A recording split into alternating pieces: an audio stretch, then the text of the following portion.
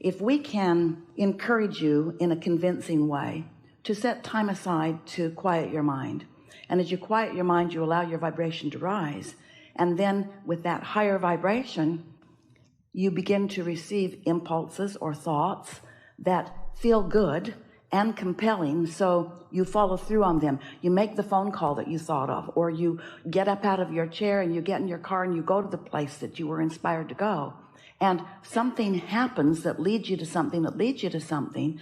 When you put all of that together, then you have a personal experience where you have deliberately allowed your vibration to rise, and you are seeing immediate benefits of it having risen.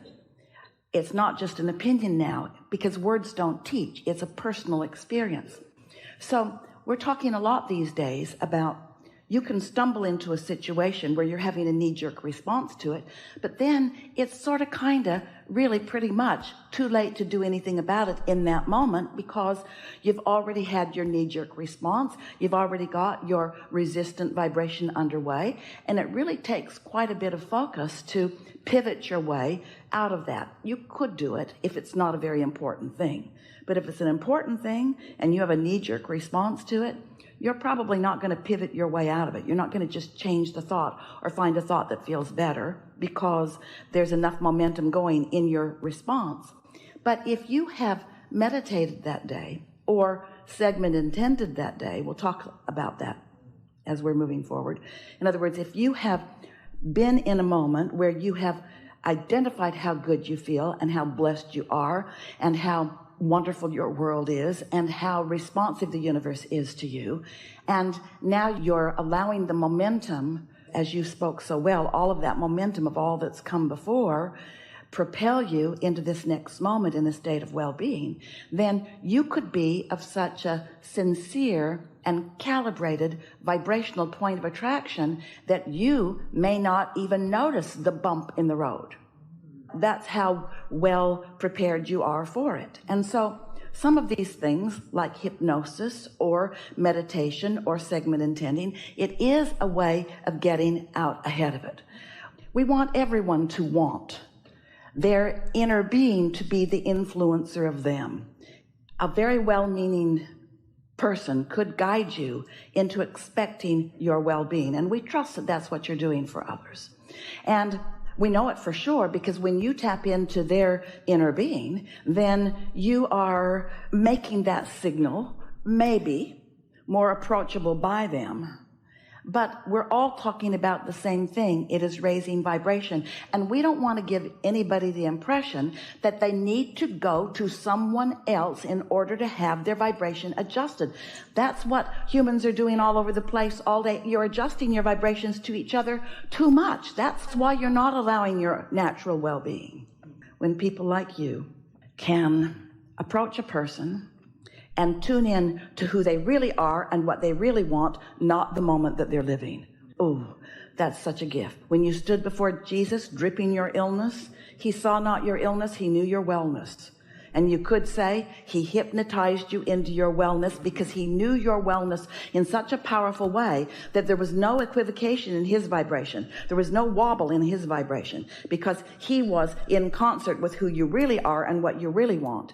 And that's what really good teachers do for others. You hold the vision of where they want to be and you do not look at where they are.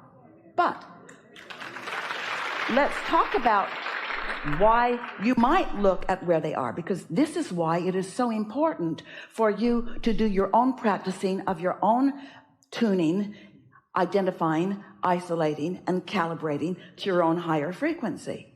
What influence are you under? Are you under the influence of your own source energy?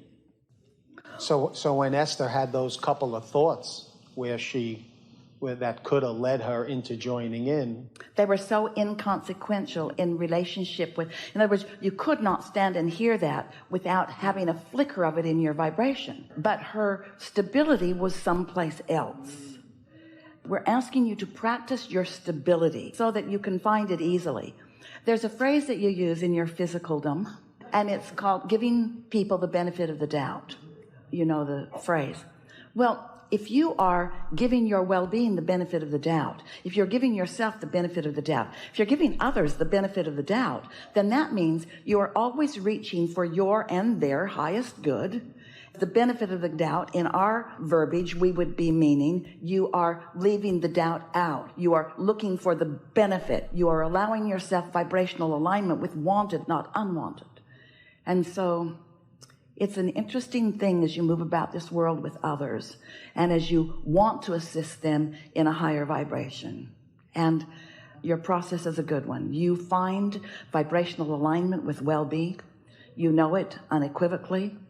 You focus upon them with a relentless knowing of their well-being. Did we say to you yet today that one who's connected to your own inner being, to this stream of pure positive energy, is more powerful than millions who are not? When you think about your inner being, who is aware of everything that you've been asking for long before this moment in time, even long before this lifetime in time, there is a powerful point of attraction of well-being on your behalf that if you'll just relax and allow it, well-being will be your constant experience, you see. But as humans, you get so smart about this. You weigh the pros and the cons and the pluses and the minuses, and you try to figure out what everybody else is thinking. And every single time you try to even acknowledge what somebody else thinks about something, you entertain that vibration within you and you introduce a wobble. You just can't think about what you want and think about its absence without introducing some wobble in your vibration, which makes you not a vibrational match to your true power. The awesome pleasure of non-resisted thought. The pleasure of non-resisted thought is as powerful. But when you're looking for the pleasure of it rather than the power of it, when you say the awesome power of non-resisted thought, it's like, I've hooked in and now I'll fix that. Oh, now you're focused on that. You're not powerful.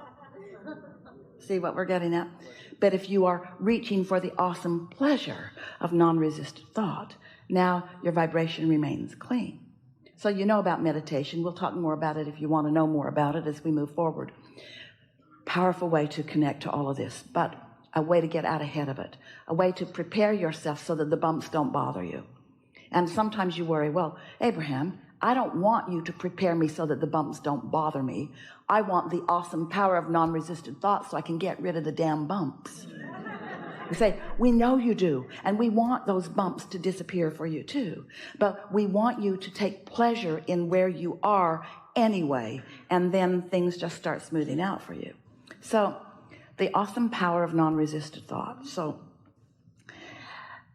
getting out ahead of it, a very powerful way of getting out ahead of it before you walk into a segment is to stop for a moment and identify that you're about to enter a new segment. A new segment means different people are going to enter your life, or you're going to go into a different space.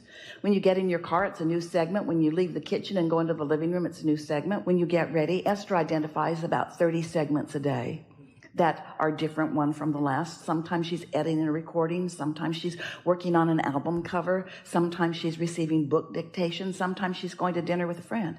In other words, lots of different segments.